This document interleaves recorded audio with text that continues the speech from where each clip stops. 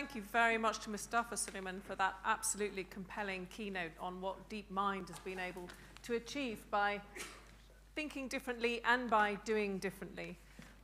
We're moving now onto a key aspect of being able to achieve that, which is our leadership panel, the first of two panels that we have today in between your round tables, where you have the chance to work through some of these nitty-gritty issues yourselves. And in the next 50 minutes, we're going to explore the case for leadership in energy management, having heard about what's possible from Mustafa. And first of all, I'd like to introduce our panelists for this session. So on my far right, I have Scott Balloch, who's the Head of Energy and Environment at BT. Next to him, I have Manish Datta, who's the Head of Plan A and Facilities Management at M&S. Next to him, I have Caroline Hill, who's the Head of Sustainability at Land Securities. And finally, next to me, I have Richard Northcote, who's the Chief Sustainability Officer at Covestro.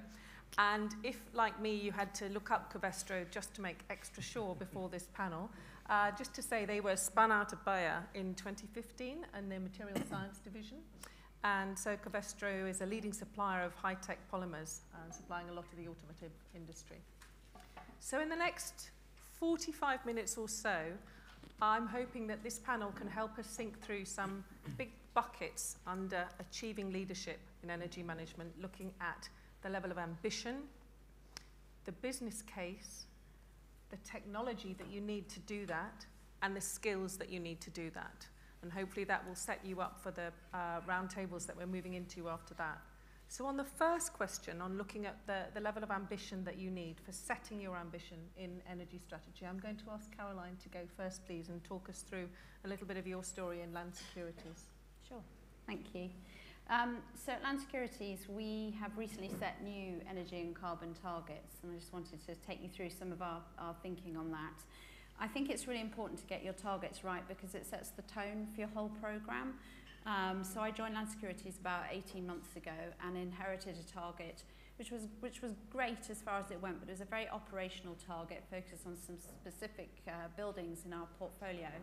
And I felt that with, at that point, the Paris negotiations were about 6 months in the future, and I just felt it was the right time to really set something that set the tone for what we were trying to achieve at Land Securities. So we were one of the first companies to set a science-based carbon reduction target, and our target is a 2030 target, and it's to reduce both carbon and energy intensity. We mirrored the carbon target to our energy target by 40% by 2030, and at Land Securities this was a complete step change from our previous target, and I think has proved really valuable several-fold, but mainly in terms of being able to engage our people internally about why sustainability is a priority at Land Securities and why it's really important, and therefore how it affects every aspect of the business. So previously the target was very operationally driven. The energy managers in the business were absolutely focused on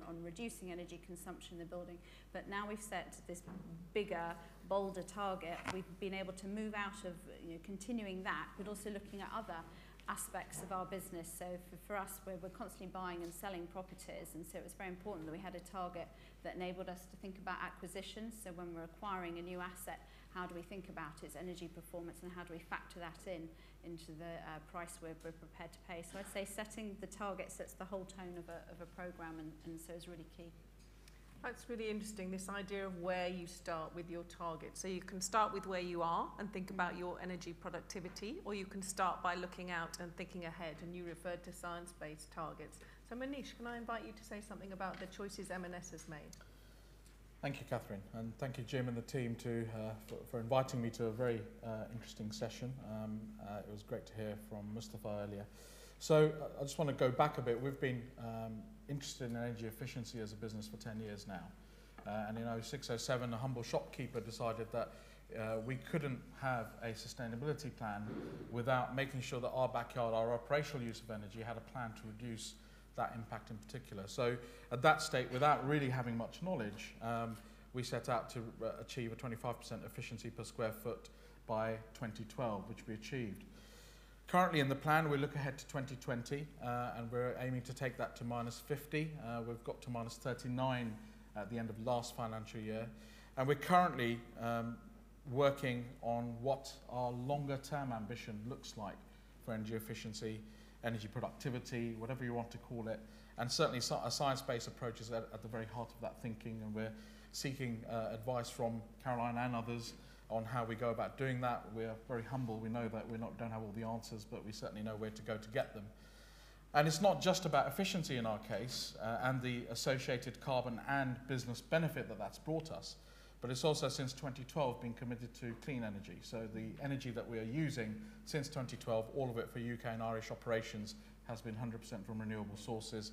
Circa 20-25% of that from small-scale renewable sources, and increasingly now from our own sites, our own buildings as well.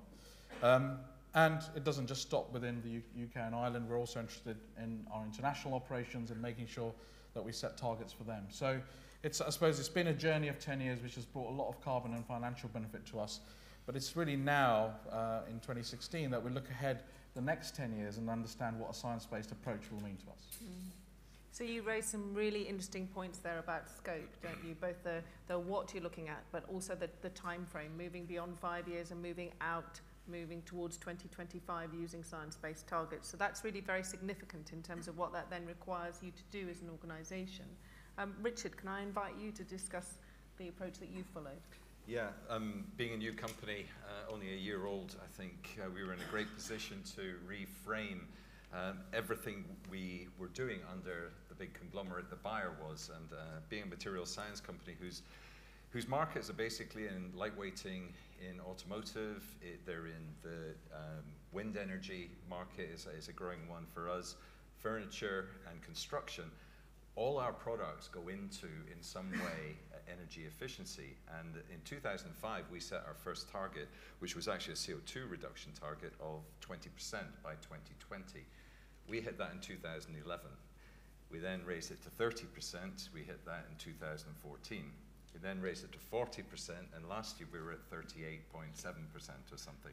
So this ongoing reduction has become normal for us. We've now raised our CO2 emission target to 50% by 2025, and those of you who have ever done any of this realize that the closer you get to the target, the more difficult it gets to do those final steps.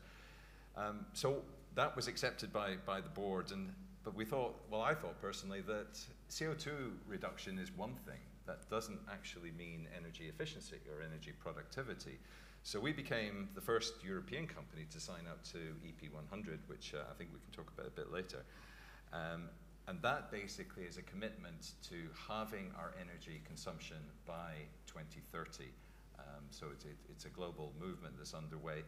And interestingly enough, it's a target we don't know how we're going to achieve, but I think that's what targets should be. I think they're different from financial targets when you're setting sustainability targets like this.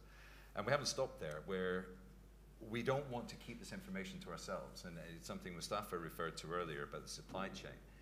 We actually inherit most of the carbon, or carbon footprint that we pass on to the end user, be it to the automotive manufacturer or the furniture company.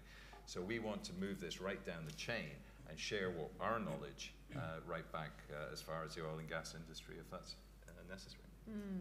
Can you tell us just a little bit more about EP100? Because I think some people might not be as familiar with it as you are, being the first company to sign up in the UK. We're the first European company. We signed up at the same time as Johnson Controls in the US and Mahindra in India. So the three of us were the pioneers, and I noticed just last week there was another 2 companies that have signed up, and a lot more about to sign up. It's basically what it says is a 50% reduction, or a doubling of productivity for the same amount of energy. And again, it's one of those. It's one of those numbers that actually scares a lot of people. I think CO2 is one thing, because you can always switch to alternative energy sources and things like this, but committing to halve your energy production really does drive your process technology. In our case, big industrial manufacturer, it really does keep our mechanical engineers on their toes, and may even result in the phone call to Mahindra at some point, who knows. It does signal a big shift in the ambition, doesn't it? Absolutely. So can we turn now to BT and ask Scott to share with us? Yeah, I mean, sure. I don't know how many people are aware, but BT has been focusing and concentrating on this area for quite a while. So we initially set a target to reduce our carbon emissions from a base that we established in 1996 and we had a 20-year target to reduce our carbon emissions by 80%. We actually hit that target a couple of years ago, so we've been thinking a little bit differently from a carbon perspective with some science-based targets where every unit of carbon we consume as an organisation will facilitate a 3 times reduction in carbon emissions for our wider stakeholders, so for the community, for our customers, for our supply chain. But at the same time as having those intensity targets, a little bit like Richard said, we think it's really important to try and reduce the overall volume of energy that we use. Now, we're a huge infrastructure company, and it's critical infrastructure for the UK as well. And most of you will know that we're rolling out new infrastructure all the time. So the challenge for my team is that we are going to offset that new investment and new infrastructure that we're putting into the ground for the UK with energy efficiency that more than makes up for the growth that we're seeing. So we do have underlying growth, but for the last 7 consecutive years, we've been able to deliver some absolute volume reduction.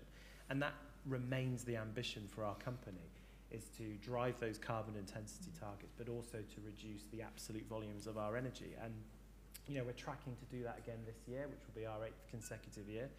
And I think that combining those two together has been, you know, an ambitious program, but one that we're proud of and one that's been delivering up to date. Thank you. So that's really helpful for understanding that the companies that we've got here on the platform today have taken a big step in stating this changed and increased level of ambition, and they're thinking differently about the metrics that they do that and the level of that ambition without necessarily knowing how they're going to get there, but setting the target, really helping to drive change. I just would like to invite you now as a panel to think that you're trying to present the business case for this. And at the back of the room somewhere, we've got a CFO who's just a tiny bit sceptical about this. And they're not putting their hands up because they don't really want to own up to the fact that they're sceptical. They've been prepared to take the meeting, but she's feeling a little bit, you really need to convince me about this. So imagine that the CFO's out the back there and you've got 90 seconds to tell her your absolutely compelling business case. Over to you, Manish, first. So I think that the first thing is to make sure that you've got some robust information at your hands, robust data at your hands, to take evidence-based savings to the CFO. And that's based out of some good trials which cover most building types. In our case, that's quite varied. And back in 2006-07, it was certainly when you go with an evidence-based approach to say, here you go, this is an instant return. So as soon as you change something, generally around technology, lighting or air conditioning or whatever, you get an instant payback. There's not many investments that can be made where you get that payback in an instant. So I think that would be, if you want instant return, and here's the evidence to suggest, based on the robust trials covered across a good sample size, this is the kind of investment you should be making. And even now, 10 years on, when people use that old adage of low-hanging fruit's gone, actually I'd argue against that. I'd say actually the fruit is getting heavier. The tree's leaning further down. It's easier to pluck. It might not be the same things that you were plucking 7-8 years ago, but certainly new fruit is coming. And we heard earlier today, of course, the role that AI can play in that. Fantastic. So I'm feeling that we're in a kind of maximum cider making moment here, as we've got so much fruit falling from the tree. And Scott, you alluded to the fact you're 8 years in now, so presumably your tree is equally abundant. Yeah, we're not making any cider, to be frank. I'm going to be straightforward with the audience here. When I got into the energy and environment world, I did not necessarily get into it to save the planet. This is a key commercial risk for organisations. It isn't the wholesale cost of power that keeps me awake at night. It's the additional non-commodity costs, usually levies from the government, that are driving the price up. So the business case for us was relatively straightforward. At the heart of BT Group's strategy is the idea that our network and our services can make the world a better place. But when you're talking to the CFO, that's not the pitch that we go in with. I show the CFO the rising energy costs and model for them. If you look at our underlying growth, if we're not delivering energy efficiency to offset the new infrastructure we're putting in the ground, you can model for them what the costs are going to be in 3, 5 and 10 years' time. And then it becomes a significant cost and commercial risk before you take any of the other factors into consideration. So it's an opportunity commercially as well as reputationally, and I think the CFO in BT has absolutely bought into it. I'm held very strongly to account. I'm one of the biggest cost items on the whole of the business. We consume nearly 1% of the UK's total electricity. So we have to pay close attention to it. So that's at least 2 or 3 big entry points. Caroline, do you want to give us an additional one that's from your perspective, slight variation on that? Yeah, so I'd really second everything we've heard so far, and I'd also say I think there's often a perception at senior levels that some of the things we do cost a lot more or take a lot longer to pay back than they really do.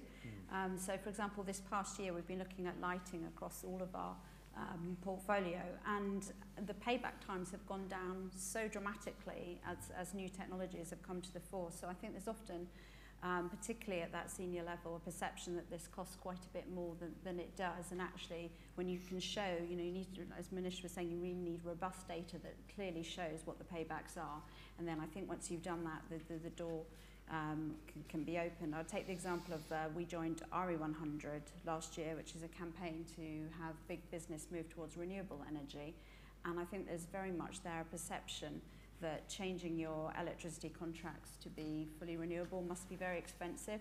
But our experience was that change to move to be 100% renewable across all of our electricity was less than 1%. So I think it's breaking down some of those perceptions.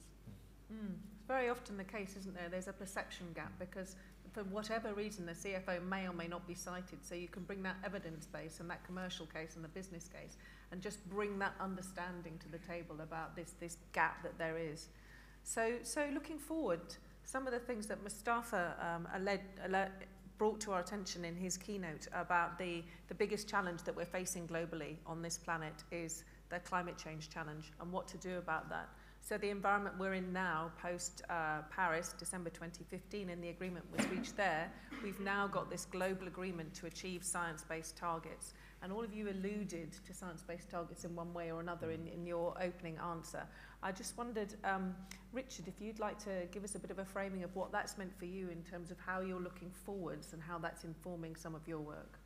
Yeah, I mean, I think the Paris Agreement was one thing, but after that came the SDGs, and the SDGs, as I sat there watching them being unveiled in New York, what struck me immediately, we touch as a company 13 of those 17 goals through our day-to-day operations. So all of a sudden it became very apparent that these weren't just a set of constraints or restrictions that were being put on us as a material supplier. These were the growth markets of the future. This is what we were looking at, and I basically managed to take that back and convince the board that these are the things that we had to focus on. So for us, the whole opportunity being thrown at us by the world today, by a low carbon economy, by a circular economy, by the SDGs, it's a fantastic place for if companies can really focus their attention on those and really start to drive their businesses in addressing those challenges. It has to be a good economic argument for any board, I would think. So it's that whole reframing of the opportunity, isn't Exactly. it? And if you choose to reframe and then help your company align, get behind this big global agreement for the global goals, then that can help really start to change the thinking at that right level to move on to the next level.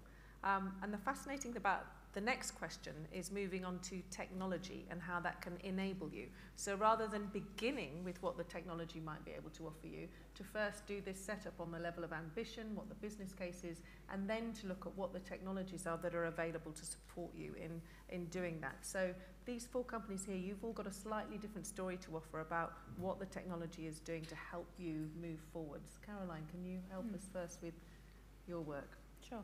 So I think technology has an absolutely huge role to play. Like many others on the panel, I don't yet know exactly how we're going to achieve our targets, but I do know that technology is going to play an absolutely enormous role in that. And just looking at the list of sponsors, there's lots of partners there that we're working with already and really seeing some great dividends. And point out Demand Logic in terms of software that just enables you to really see what's going on at each individual building. Partnerships with our FM providers. We've been working with NG Bailey this past year to really drill down on what the data that's coming out of our buildings tells us and how we can really drive operational improvements. But then I think also trying to keep an eye to the future of new technologies as well and how they'll come into play. For example, we are partnering with a company called Oxford PV, who are looking at photovoltaics and how you can embed that within the actual glass, the actual fabric of the glass structure. And I think more and more, if big companies are able to pilot and try and support new companies and developing new technologies, I think there's lots of opportunity there. Absolutely. And so Manish, you're doing something really interesting in M&S, aren't you? That's quite game-changing. So I think this builds on the whole concept of productivity and energy EP100, which is how do you get more return from the investments you've already made and are committed to for the foreseeable future in terms of energy infrastructure. So if you take lighting as an example, to limit the purpose of lighting to provide purely light is perhaps thinking very limitedly about it. There is now technology called Li-Fi, which I'm sure people in the room will know much more than I do, which actually is like Wi-Fi but operates on a different spectrum and can transmit data 100 times faster locally from the light fitting through LED mainly to smart devices. So just think about the sort of a journey a customer of ours may have in a store, getting all this data customized to his profile, her profile, as they walk through a building. Suddenly the light, an energy efficient light, which is costing you less to run, has an additional benefit of being able to communicate with the customer in this really amazing interactive way, influencing the journey the customer's taking through the store. So, we talked about the business case. Suddenly you've got a revenue generation business case alongside a cost efficiency business case. And there's also emerging sort of evidence now, whether it's an office, a warehouse, a shop, a house, about the impact of things like lighting on the health, well-being and comfort of the occupants. So is there a hidden business case that we're kind of overseeing at the moment that we need to understand and prove? Alongside the efficiency one, there's one that's around revenue generation, better occupant comfort, better occupant productivity. And I think suddenly a simple light that is giving you cost saving that has a completely different perspective. No, it's shedding light on a whole new way of shopping, isn't it? You're great, Catherine. Sorry, I couldn't resist it. So Scott, do you want to take us to the Internet of Things and some of the real kind of mind-expanding stuff that we were hearing from Mustafa about the ways we can deploy this new technology? Looking into the future, what kind of the future opportunities there might be for us, it isn't always new technology. Some, cooling-based systems or water-based cooling systems are nothing new, for example, but moving from compressors to water-based systems has been significant for us from an efficiency perspective. But I think when we talk about the Internet of Things, we talk about IP connectivity between devices. We've been able to connect all of our cooling systems in our operational estate over IP language, which allows us to have an efficient remote control center to drive efficiencies on the cooling. And I think that the thing that the business likes so much about that is not just the wasted cost, because if there's something a CFO wants to do even less than spend money, right, it's to waste money. So to remove costs on our cooling infrastructure that were not needed, but also we found that we've improved our resilience and we're improving our customer experience because we have remote connectivity to all of our cooling infrastructure. We can monitor and control how it behaves, and we can predict fault rates as well in a much greater level of detail. So, sensors that can deliver data and allow control units to make decisions. Much of what we heard earlier on today, I think, really is the future, with smart buildings being able to respond intelligently to our behaviour before we've even had time to tell it ourselves, because it's monitoring what we're doing. So it's the very, very near future? Is that what you're saying well, about where you are? We've done some of it already, and we're trialling some of it in some of our buildings right now. I think that for many people, we're still trying to shape what the Internet of Things is actually going to mean. But for energy efficiency, I think there's a big opportunity to be able to match demand with actual consumption, and to be much more intelligent in doing that because of the ability to read the situation and to have a feedback loop that controls when the energy is consumed. So if I've got a sensor on me and an intelligent building can monitor what I'm doing as I'm walking out the building, it can be switching off and switching down the lighting as I'm leaving the building. If it knows that there's only a handful of people left on a floor, it can kill the lights on certain parts of the floor and just give light, air conditioning and heating to the section of the floor where the people are actually based and working. And I think it will allow us to be able to be much more efficient in the future, for sure. So there's partly a narrative that's emerging here, isn't there, of what you're doing now and what you're beginning to do, but what that's leading to, these new opportunities that are really kind of almost unfolding in front of your eyes now in the very near term. Richard, do you want to take us through some of the things that you're not just doing now, but what you're just on the cusp of doing? We're thinking of doing. Yeah. There is a lot. I mean, there's a lot happening at the moment. And just one quick example on energy efficiency, we've developed a new insulation foam for refrigerators, for example, which gives you 10% more efficiency than the most efficient fridge available today. Now, that pioneered on Solar Impulse, which some of you might know, the plane that completed the round the world journey on using nothing but the sun for power in July. Now, that is one thing, and that's already started to come through in the next generation of refrigerators. But one of the ones that really interests us and is extremely exciting is we developed a way to use carbon dioxide as a raw material. So this allows us, we've basically developed, in fact, with one of your speakers on the next panel, the RWE in Germany, we developed a catalyst, and the University of Aachen was part of this as well, that allows us basically to extract the carbon from CO2 and to substitute oil in the manufacture of flexible foams. So mattress foams, car seats, furniture now requires a 20% reduction in oil substituted with CO2 in its place.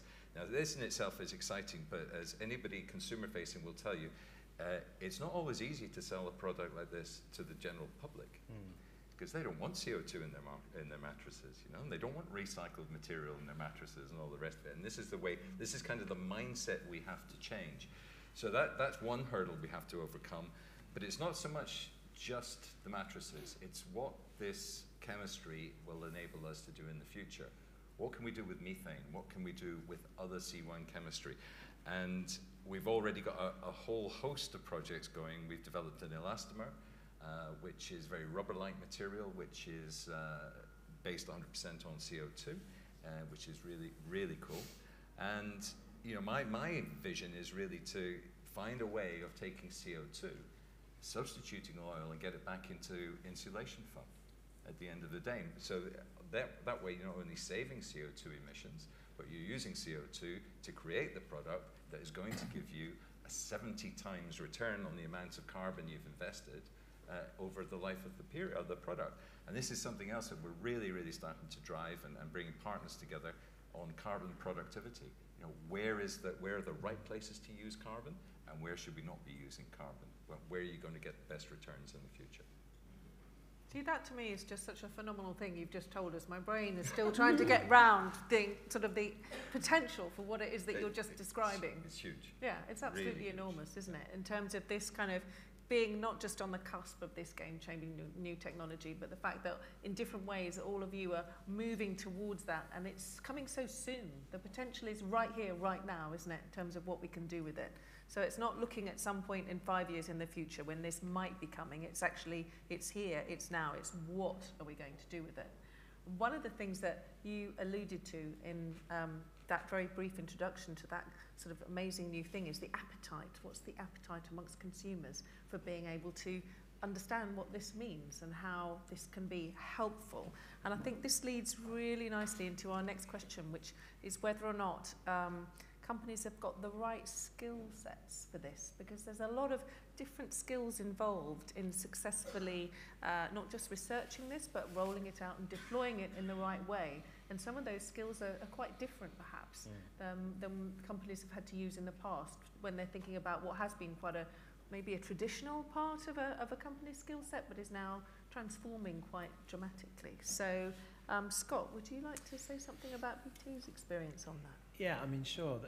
It feels like a segue from the talk that we've just had, but from my perspective, I'm looking for an evolution in the types of skill sets that we need from our energy managers. I think there's still a role to play for mechanical engineers and for BMS programmers, but we need to take much more, I believe, of a data-centric approach. And we've had some success in actually bringing in people into the team who have a data science and statistical background, and then training them over a period in some of the fundamentals in energy efficiency and energy management, because they have the ability to think about things in a different way and to identify sources of efficiency that may not be obvious to somebody with more of an operational or mechanical mind. So that's one really critical issue. And to build on the point that I made right at the start of the panel, I don't think there are enough firms that treat energy as a strategic issue. I could be wrong in that, but my feeling is there aren't enough firms that treat it as a strategic issue. And again, if you're buried in the operational and technical part of the business, it's really important that you have the ability to communicate in such a way that you're contributing to strategy. And so you can see how people with an understanding of where energy efficiency can drive commercial advantage for a business could take more of a strategic advisory role. And you can see the role, listening to Mustafa today, that a real bona fide data scientist can play as well to complement the skills that I've typically seen historically in the energy part of our business.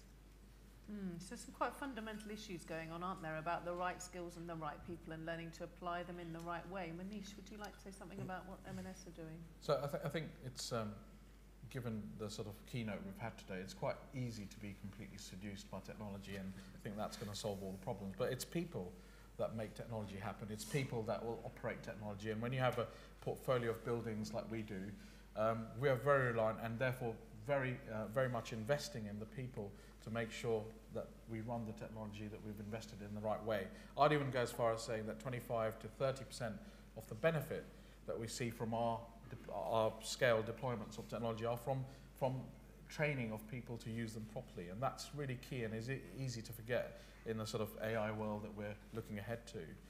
I think the other thing is, from a people point of view, is this, and particularly energy efficiency, and if I link it to comfort, is the democratization of information. So, 10 years ago, I think kilowatt hours was probably a difficult thing to understand for most people. Over the last 10 years, you can't underestimate how much more knowledgeable the general public, general persons become about energy and energy efficiency, particularly as, maybe not very recently, but certainly in the years, maybe 2 years ago, it became quite a sort of political discussion, didn't it?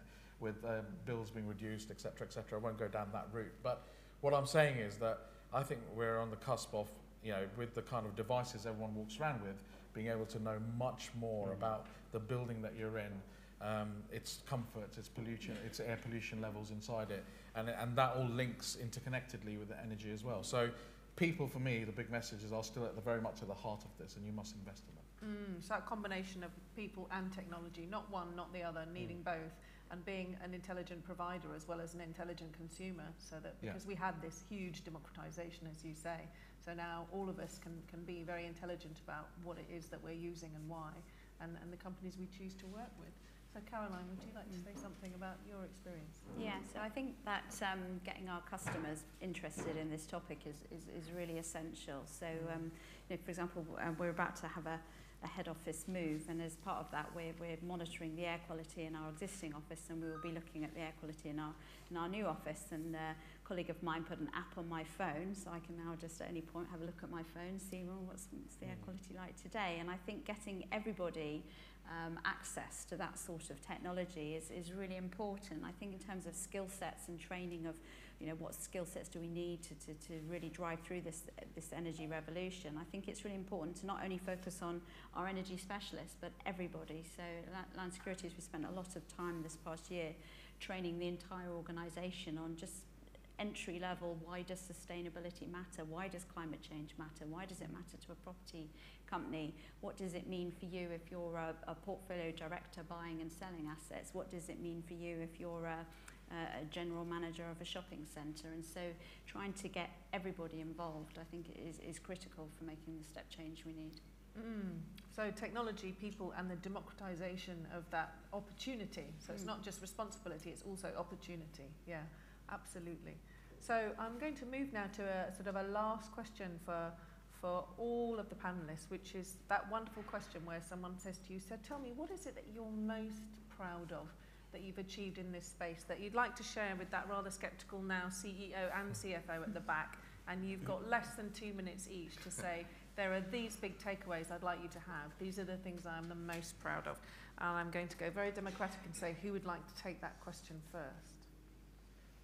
Scott, yeah, sure. Got your hand up first. I want to talk about opportunity, and really what I should have landed probably earlier on in the panel is just that what we've been able to deliver in terms of cost reduction for the business has made a significant impact on the bottom line. So we've taken probably £220 million of annualised costs out of the business as a result of the energy efficiency programs that we're running.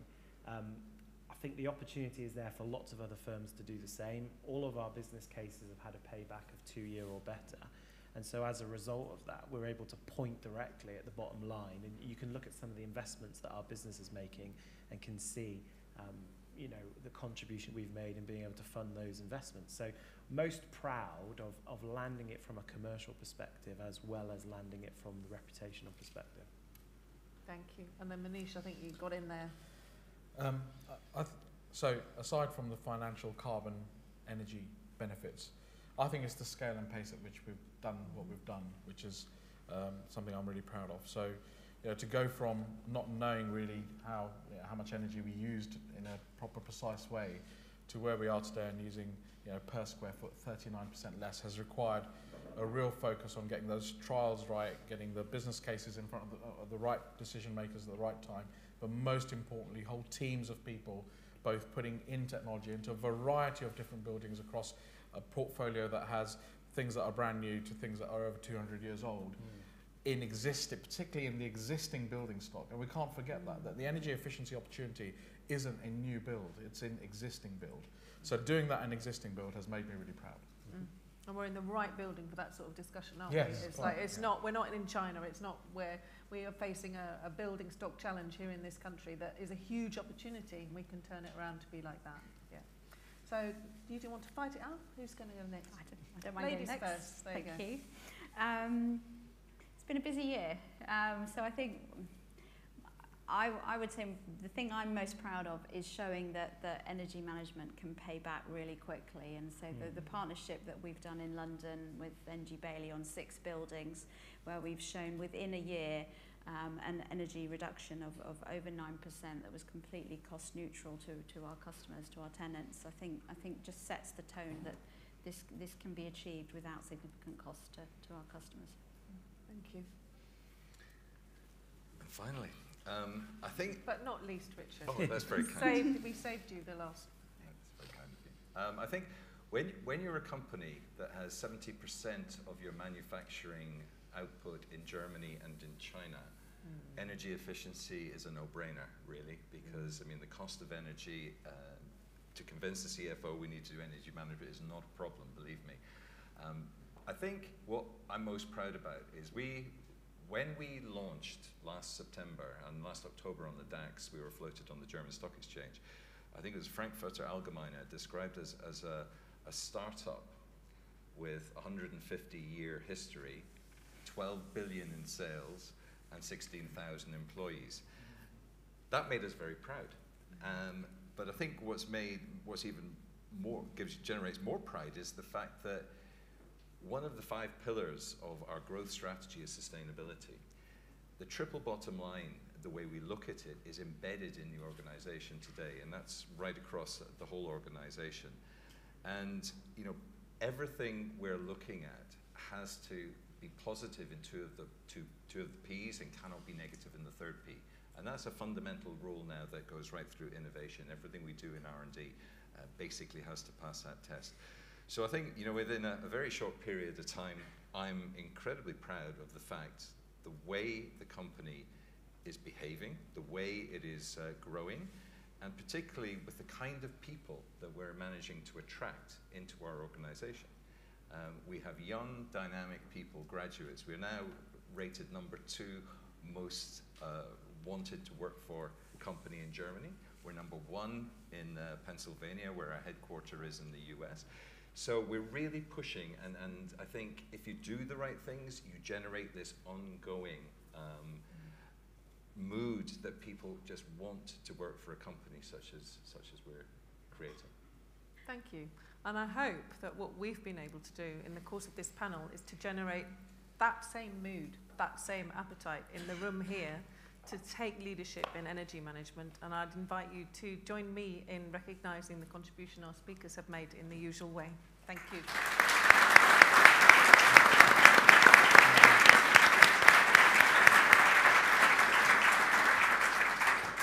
Brilliant panel.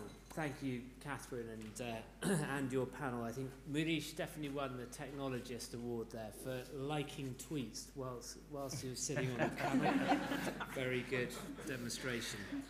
I think for me, what's so inspiring about that panel is we've heard in the past, like 3-4 years ago, a lot of companies embarking on these ambitious journeys with these targets. The question was, how would they be looking in a few years' time? Would they have achieved the targets, or would they have been fired, or what would have happened? But what's very clearly happening is the targets are getting more ambitious, the returns are great, new revenue streams are opening up. It's a very inspiring story, so thank you, all of you. We now go to roundtables, and this is a chance for you guys to start to share with each other and learn from each other.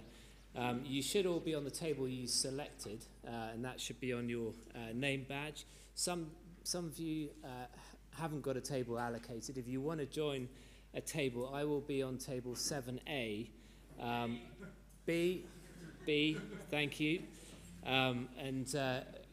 Anyone who turns up to that, I'm going to have a chat with you about anything we want to, but it's specifically the energy revolution.